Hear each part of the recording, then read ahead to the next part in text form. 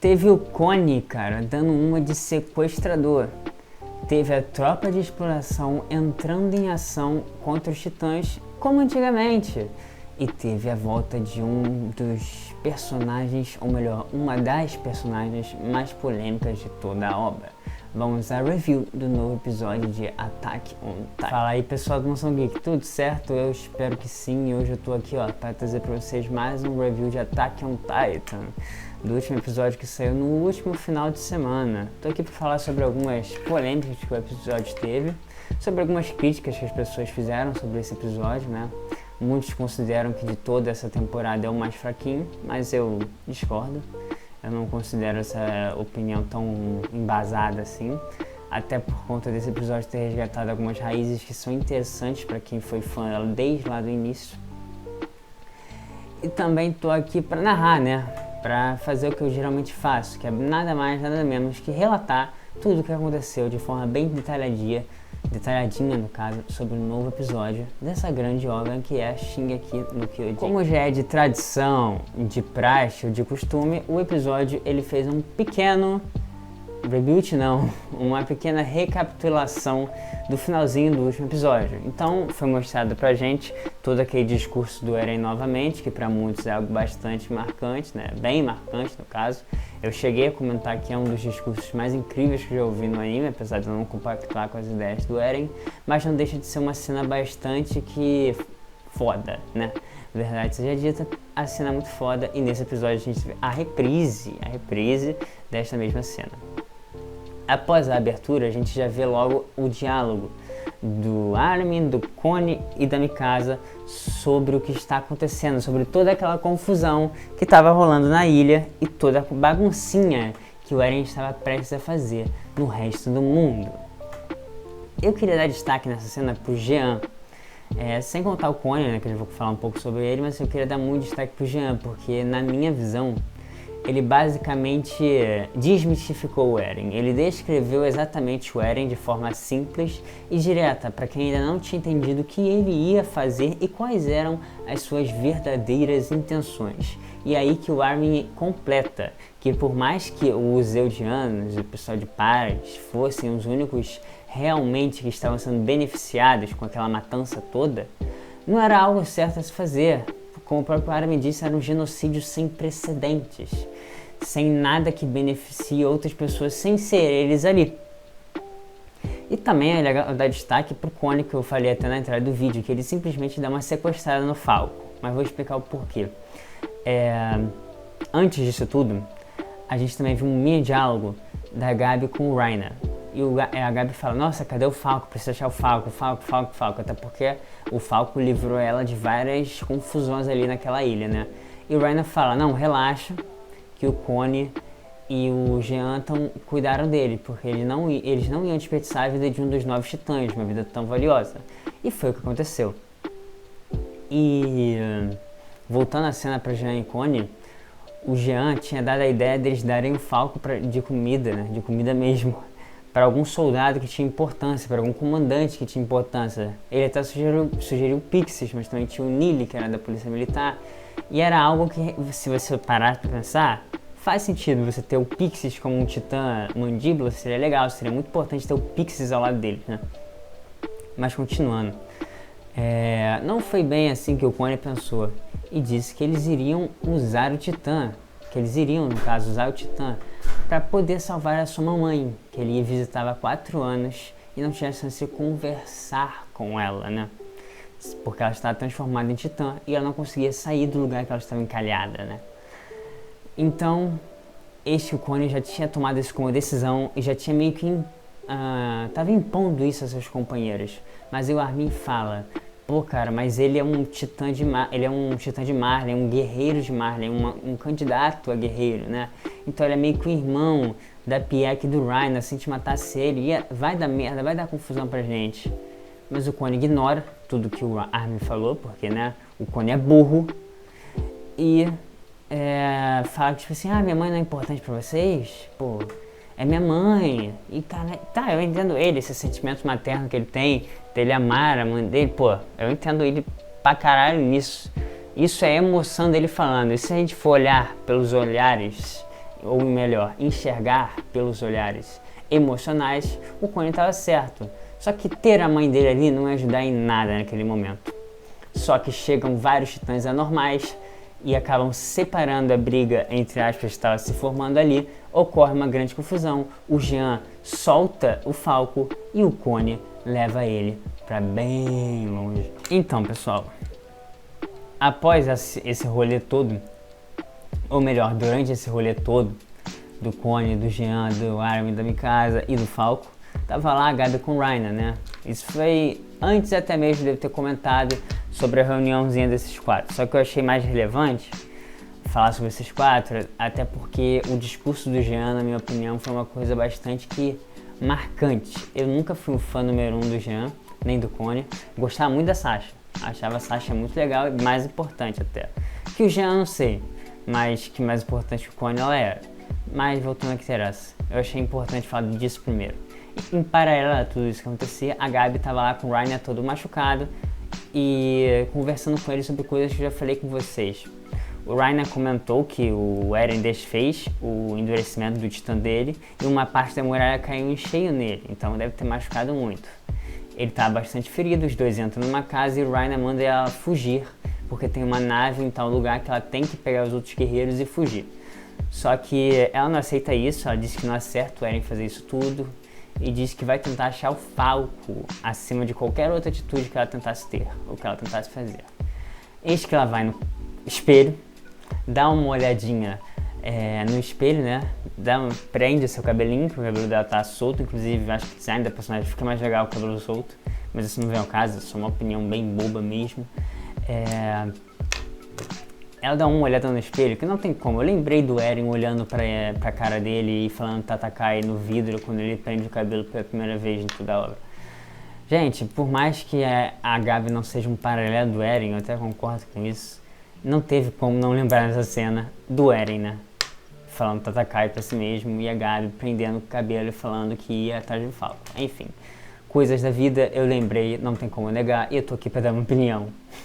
Enfim. Eu sei que tem muito hater da Gabi. Eu entendo até o hate em cima da Gabi. Eu não sou hater dela, mas eu entendo quem é. Só acho muito chato você ter que desmerecer a Sasha pra ser fã da Gabi e você desmerecer a Gabi pra enaltecer a Sasha. Não acho isso maneiro. Acho que deve gostar das duas, que no caso é o que eu faço tranquilamente. E recomendo que vocês façam e parem de ficar discutindo, porque isso só dá dor de cabeça pra vocês. Não vale a pena.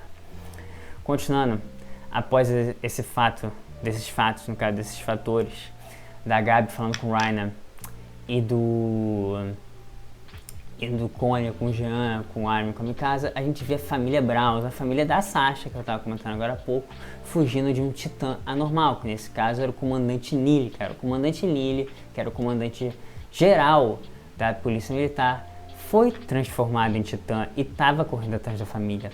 Só que em determinado momento, aquela irmãzinha que a Sasha salvou lá no passado e que a Gabi teve uma relação lá quando ela, entre aspas, foi adotada pela família da Sasha e depois quase foi morta por essa mesma garotinha, ela acaba caindo numa masmorra, num becozinho ali sem saída, onde o titã iria devorá-la, iria matá-la, não tem jeito. Ela ia virar espetinho ali na hora, um tira-gostinho de Eldiano. Mas antes disso acontecer, a Gabi, ao invés de passar por essa situação, porque afinal a Kaia já tentou matar a Gabi no passado, né? Acho que isso não é mistério pra ninguém. E ela via os Eldianos como demônios, então ela poderia muito bem passar pelaquela situação e ir atrás do Falco. Só que ela não fez isso, ela pegou a sua arma anti-titã. Infelizmente teve que matar o comandante Nili. Eldia foi o seu túmulo, querendo ou não. Ele morre e ela salva a garotinha, a Gabi salva a garotinha. E é aí que a Kaia vê um reflexo de sua irmã, vê a Sasha na Gabi. Para muitos esse momento foi um momento de redenção da Gabi. E eu até concordo, porque eu acho a Gabi uma boa personagem, apesar dos apesares. E aquele momento foi um momento que serviu para engrandecer a personagem, você querendo ou não. Após esse momento, a família da Sasha volta a acolher a Gabi, inclusive o próprio Nicolò acolhe a Gabi, percebe que ter rancor de uma criança que foi doutrinada desde pequena para ser uma coisa que talvez, se ela não fosse doutrinada, ela não seria. Então ele meio que dá uma perdoada na Gabi, começa a fazer a contenção da família ali junto a ela. E aparece no caso, 2 soldados da tropa de exploração. Tropa de exploração. Eu me recuso a chamar esse povo de tropa de exploração, mas não vem ao caso. Minha opinião não define o que vai acontecer na obra. Aparecem 2 soldados, começam a falar: essa menina aí é aquela garota de Marley, vamos matar ela. Aí a família da Sasha acolhe a menina e fala: pô, mano, não é ela não, nós só estávamos fugindo aqui de um titã. Aí o Niccolo fala: é verdade, eu fui prisioneiro em Marley, então fui eu que matei o titã, vocês usam a arma. E a Gabi fica tipo: pô, vocês estão me salvando, cara. Na boa, matei a filha de vocês, enganei vocês estão aqui me salvando? E teoricamente, respondendo com atitudes, a família fala que sim. O pai da Sasha, o Sr. Braus, fala que ela poderia ir atrás do Falco, contanto que ela ficasse quietinha ali ao lado deles até que ela tivesse a oportunidade para fugir e ir atrás do seu companheiro. Então, continuando a cena, o Niccolo começa a conversar com a Gabi e com a Kaia, que as duas estavam meio que tendo um debatezinho ali. Pô, por que você me salvou? Eu sou um demônio. Ah, mas por que você me salvou também? Porque eu sou um demônio. As duas começaram a se chamar de demônio, porque uma salvou a outra e as duas fizeram besteira, enfim. Só que o Niccolo fala que as pessoas são desse jeito porque todos nós temos um demônio dentro de nós mesmos.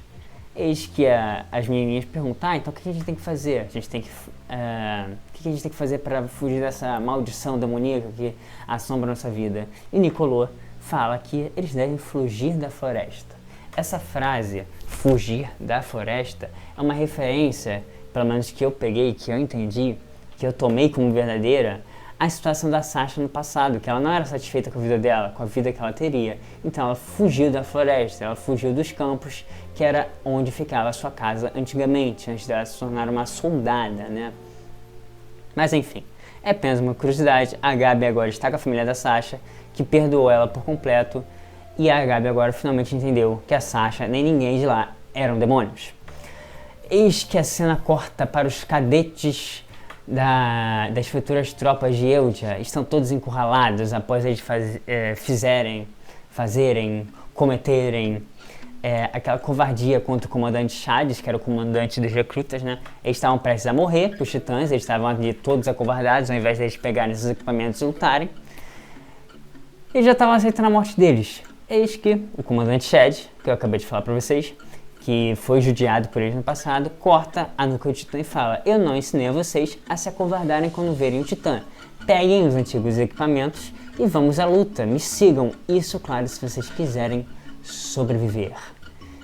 Eu acho muito legal essa cena porque é um personagem que, querendo ou não, é esquecido por muitos, mas que no passado foi o mesmo personagem que foi responsável pelo menos pelo início, né, do treinamento do Armin, da Mikasa, da Anya, da Rana, enfim, dos personagens que vocês já sabem quem são. E a gente teve o retorno dele, e junto ao retorno dele a gente teve uma coisa que eu vou falar no próximo take, que fazia falta para muitas pessoas e era uma crítica ao Studio Mapa, que era o aproveitamento do dispositivo de movimentação 3D, que é claro, um marco da obra de Shingeki no Kyojin. E para fechar esse arco desse episódio, eu vou falar sobre o que eu acabei de comentar, né? Sobre o dispositivo de movimentação 3D e o que os soldados fizeram com ele.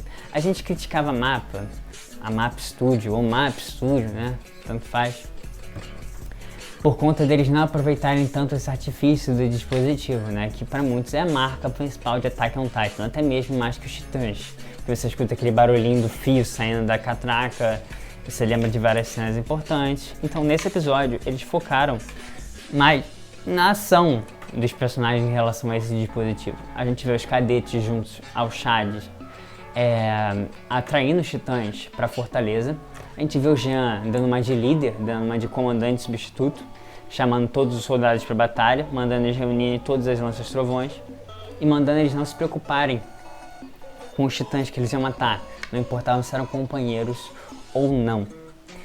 Então a gente vê essa, como posso dizer, evolução do Jean e a volta da tropa de exploração usando o dispositivo para poder lutar contra a ameaça titã, algo que traz à tona as raízes do anime. Então a gente vê eles matando os titãs de forma épica, até mesmo cinematográfica, eles matando os titãs lá de cima da fortaleza, atacando várias lanças trovões. É uma cena bem marcante, bastante marcante, tanto fala da forma que você quiser, o importante é que foi muito foda. E não tem como deixar de falar também da parte que eles matam o Titã Pixis, né, o comandante Pixis, que o próprio Armin fala: Capitão, comandante, foi o senhor que guiou a gente até aqui, sem o senhor a gente não conseguiria. E isso é verdade. Muita gente exalta o Armin, até com certa importância, mas esquece que lá no passado o primeiro comandante a acreditar na inocência do Eren foi o Pixis. A retomada de Trost só foi válida, só foi graças à crença que o Pixis tinha em relação ao Eren. Então o próprio Armin matá-lo foi uma coisa até que simbólica. Também não dá para deixar de destacar a Mikasa triturando vários titãs, que é uma coisa que eu acho muito pica, né? Na minha opinião, eles não sei se chega a ser um spoiler, né? Acho que é fato. Após a luta do Levi contra o Bestial, o Levi foi nerfado, mas ao mesmo tempo a Mikasa foi bufada, até porque ela ficou mais velha, mais experiente, mais forte. E nesse momento se tornou a Akama do anime, né? O papel que o Levi tinha antigamente, a Mikasa ela tá suprindo da forma que ela consegue nessa parte da temporada. Também é legal comentar que após essa batalha, o Jean começa a conversar com o Nyanpoku. O próprio Nyanpoku fala: pô, tá na hora de a gente falar sobre esse sonho acordado que a gente teve, o que o Eren vai fazer? O Jean fala que, pô, parece que ele vai matar todo mundo. E o Nyanpoku fala: então toda a minha família vai morrer. E o Jean olha pra baixo e meio que fala um sim, assim, sabe, meio que sem graça. E as pessoas durante todo o episódio começaram a se contestar: se o Eren é tão forte, tão poderoso assim com o Titã fundador, por que ele não fez os titãs que o Zeke transformou? Por que ele não fez esses titãs voltarem ao normal? Eram todos soldados da tropa de exploração, eram parceiros dele, de tropa, tá ligado? Então tem algo estranho nesses ideais do Eren aí, né? Porque se fosse para salvar toda a ilha, ele não deixava aqueles titãs lá. Mas enfim, farpas ao Eren Yeager. Ele deve ser criticado, isso foi um aviso. Mas eu gosto dele. E já deixei claro que eu não gosto do que ele faz. Não gosto do que ele tá fazendo, mas sou fã do personagem. E claro, aquela barata, aquele verme do Flock voltou, rapaziada. Já voltou dando aquele sorrisinho de psicopata que ele tem. Parece que só ele tá feliz com isso tudo que tá acontecendo. Nem o Eren, que é o genocida principal, tá feliz com o que tá acontecendo. E ele tá sorrindo ali que nem psicopata, como se ele estivesse se divertindo com isso tudo. Eu odeio o Flock de verdade. É o personagem que eu mais odeio de toda a obra. Mas eu entendo ele existir. Eu entendo que ele é necessário em alguns momentos, pra gente certamente ter raiva dele. Mas eu não gosto dele de verdade. Aí ele aponta a arma pra Helena, que tá tipo: Zeke, cadê você? Salva a gente aí, por favor. E o Flock bota a arma na cabeça dela e fala: brother, tu tá presa junto com teus parceiros. Corta a cena e a gente vê o pai da Sasha descendo umas escadas de um abrigo, juntamente com o Armin e com a Mikasa. E o Sr. Braus começa a falar que tá pedindo desculpa por interromper eles nesse momento tão importante. O Armin fala que não tem isso, que ele até fica feliz de saber que ele tá bem. Mas enfim, ele chega lá e vê a Gabi. O Armin vê a Gabi e os dois começam a conversar e tal, sobre tudo. E a Gabi fala: cadê o Falco? O Armin fala: não tem como eu tirar ele agora porque o Cone sequestrou ele pra dar de comida pra mamãe. Aí a Gabi fica tipo: nossa, por quê? Não, o Falco. Não, ela entra em choque, ela começa a dar uma crise de pânico ali e fala: por favor, manda o Eren fazer a mãe do Cone voltar ao normal. Se ele é tão forte assim, pede pra ele fazer isso. Ou pede só pra ele atacar as bases militares de Marley, ou etc, etc. E ela começa, em meio a toda essa discussão, né, ela começa a falar do Reiner. Em meio a essa cuspição de faces que ela tá lançando, ela tem ela dá uma pequena escorregada e fala do Reiner. E fala que o Eren, ele desfez o endereçamento do Reiner e que uma parte da muralha caiu em cima dele. Aí o Armin pensa: peraí, cadê o Reiner? Que história é essa de desfazer endurecimento?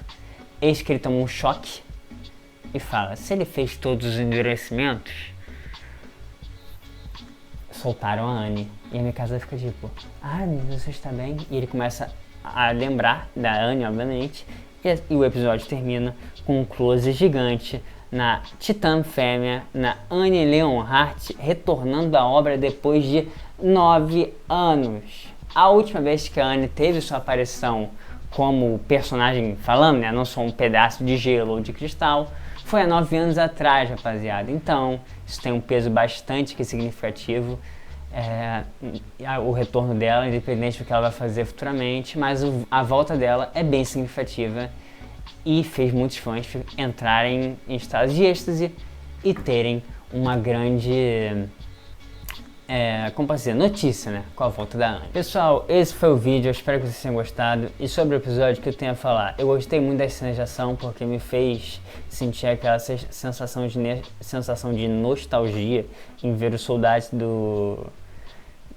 da tropa de exploração, né, lutando contra os titãs, usando o dispositivo. É uma coisa que é bastante nostálgica para quem é fã de verdade. Lógico que em relação à trama, esse episódio não foi o mais bem estruturado. Não teve muito a ver com o Eren, enfim, sobre a bagunça que o Eren vai fazer, sobre viagem temporal, blá blá blá blá blá. Porém, não deixa de ser um grande episódio por conta das coisas que ele representa, como a volta da Annie, a redenção da Gabi, o Connie deixando de lado todos os princípios dele indo salvar a mãe dele, e os soldados lutando como antigamente. Sem deixar de falar sobre a morte do Nilo e do Pixis, então, em resumo a esse episódio, eu diria que ele foi excelente como os outros, só que com uma pegada diferente. É um episódio de transição de arco. A gente viu uma parte onde o estrondo está sendo formado e agora a gente está tendo uma transição para uma parte onde o estrondo vai ser mostrado de fato. O que esse estrondo vai fazer. Quantas pessoas esse estrondo vai matar. Então por isso que esse episódio foi mais lentinho que os outros. E eu entendo ele ser, e por conta disso eu gosto dele. Mas não posso deixar de falar que muitas pessoas não gostaram. E eles têm esse direito, claro que tem. Mas gosto é gosto, isso não se discute. Mas espero que vocês tenham gostado do vídeo, que eu me esforcei para vocês gostarem, que eu me esforcei para fazê-lo aqui em meio às situações que eu estou. Então, espero que vocês tenham gostado de verdade. Se você gostou também, tudo bem, de boa. Eu vou me esforçar para que o próximo você goste e não vou desistir até que o máximo de pessoas possível gostem aqui do Mansão Geek. Dito isso, deixa o like, comenta, compartilha. Não deixe de seguir a gente nas redes sociais, no Twitter, no Instagram, o que eu sempre falo para vocês. Fiquem bem. Um ótimo 2022 para todo mundo. Parece que eu tô me despedindo, parece que eu vou morrer, né? Mas um ótimo 2022. Não sei se a vida de vocês está fácil ou difícil, mas estando fácil ou difícil, eu peço para que você não desista. Tatakai, amigo, lute, que você irá conseguir em algum momento. Forte abraço e até o próximo vídeo e fui!